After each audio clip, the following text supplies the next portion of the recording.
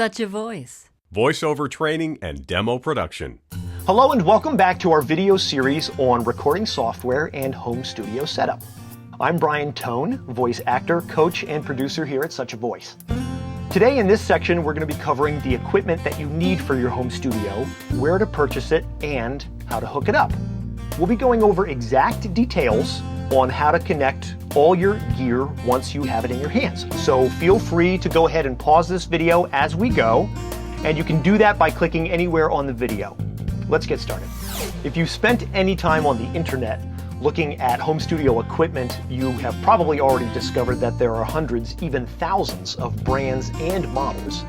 So we're going to spend a minute and go over some specific brands and models of equipment that you need for your home studio that we think might be the best fit for you. We're going to start with a microphone because you need the microphone to capture the sound of your voice, which sends a signal then to an interface. And that interface connects to your computer so your computer understands the signal. It's actually quite simple. Microphone, interface, computer. And then we'll also talk about a couple of other pieces of equipment along the way that will really help your home studio sound professional. Let's talk about different types of microphones first. There's the large diaphragm condenser microphone, which is ideal for your home recording studio because it's very articulate. It captures your voice with great accuracy and picks up pretty much everything in the room, ideal for a very quiet space. There's also a shotgun style microphone. This microphone is a good choice for someone who has a little bit noisier of a recording environment because it's very directional in how it picks up your voice. And finally, there's the stage microphone, kind of rock and roll PA style microphone. That's a dynamic mic which sounds good through amplified speakers but is not the best choice for your home studio. Now, specifically, large diaphragm condenser microphone. There are lots of different brands and lots of different models. Here's one. We recommend it. It's called the Groove Tubes GT50. It's about a $325 microphone. It's an excellent mic. It has warm tonal qualities and can help you sound really good. As far as shotgun microphones go, this is a Rode NTG2. Costs a little less, about $200, and you have to speak directly into the front of it. But again, a good option for you if you have a slightly noisier recording space. And finally, here's your rock and roll microphone, which you can drop from great altitude and use as a personal weapon if you'd like to, but this is not what you want to use for your home studio. Now, here's a pop screen. It's basically just a scrim, kind of made out of nylon material.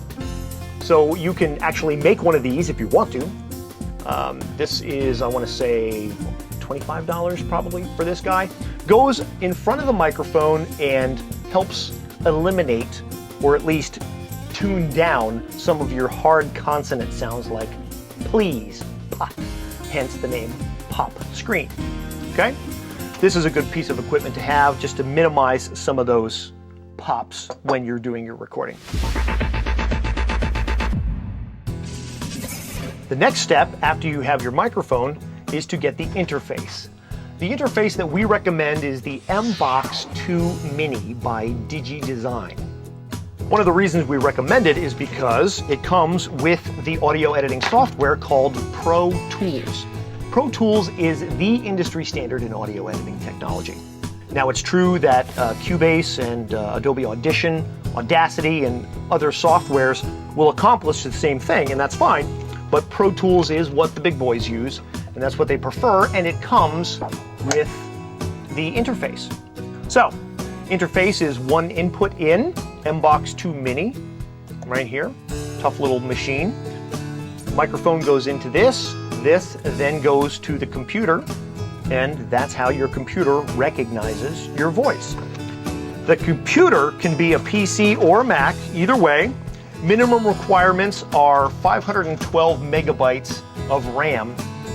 That is a minimum requirement. In fact, I would recommend that you have 2 gigs to effectively run the software. And if you don't, you can get a memory upgrade at your local computer retailer quite inexpensively.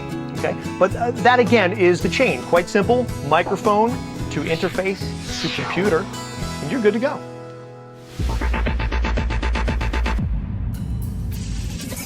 Now, the last piece of equipment that you'll need to complete your home studio is a pair of studio headphones. These are Sennheiser HD 280 Pro headphones. There are varying brands of studio headphones that you can buy that are all good. These are $90. I like these particularly because they block out all the other sound, they're very comfortable, and they're very accurate, which is why you want studio headphones as opposed to, say, consumer headphones like Bose or Koss or one of those brands. And that's because of how they're built and how they represent sound.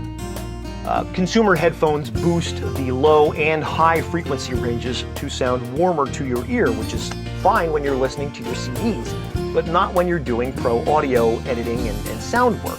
You want something that's very accurate for that kind of work, and that's why we recommend studio headphones as opposed to consumer headphones. Again, under $100 for these, and that rounds out your home studio setup. Now let's talk about where you can go to get this equipment. There are lots of different sources, but if you're on the web, we recommend sweetwater.com. They've been in the industry a long time, they're highly respected, their prices are competitive, and their tech support is excellent. Now, we don't get anything for recommending them, they're just that good. Now, speak with Dave Brow, B-R-O-W, at extension 1289. Dave will give you the honest scoop on what's the best fit for your particular situation. And assuming that you already have the computer, you're really only looking at about $700 for the entire setup. Not bad for a professional home recording studio. Now, let's have some fun and hook this gear up. We've installed Pro Tools on our computer, and now we're ready to hook up the equipment. We'll go ahead and start with the microphone, and we'll just screw this into the mic clip that comes with the microphone onto our on-stage stand, which runs about $30, and that's a mic stand that we recommend. We're going to need an XLR cable. And that's a standard cable for microphones. There's a three-pronged male end, and of course the female. The female end is the side that goes into the microphone. So let's go ahead and plug that in now. You want to make sure that you get an XLR cable that's long enough for your particular recording space, bearing in mind, of course, that if it's, say, a 20-foot cable, you want to avoid coiling it. Otherwise, you can get a little bit of noise in your recording. Just a little tip for you. Now, there's the male end left over, and the good news is there's only one place to plug that on our MBox 2 Mini, which is right here. So we'll go ahead and connect that now. Now, to activate the microphone, there are two things that we need to press. First, check the mic/DI button here. You want that out to activate the mic. And then you set this button here that says 48V in to send power to your condenser microphone. All condenser microphones need power, and they get that power through your MBox. So all you have to do is press that 48V button in, and your mic will get the power that it needs. On the front, you have a number of dials here, but of course you're not going to need all of these because we only have one microphone input into the box. And so that's going to be controlled by the input 1 dial. This is called gain. And this can be adjusted up or down to your taste and your liking. I would recommend starting on the higher end of this initially to pick up what you need to, and then adjust these first two dials accordingly. You're going to listen to that in your headphones, which will plug into the front. A 1/4-inch jack is standard for Pro headphones, and that of course is the size on the MBox 2 Mini. So we'll just go ahead and plug that in, and our headphones are good to go. Now, to plug the interface into the computer, we'll use this USB cable that comes with the MBox. Two different ends here. This is a standard USB for your computer. Again, this is okay for PC or Mac, it's standard.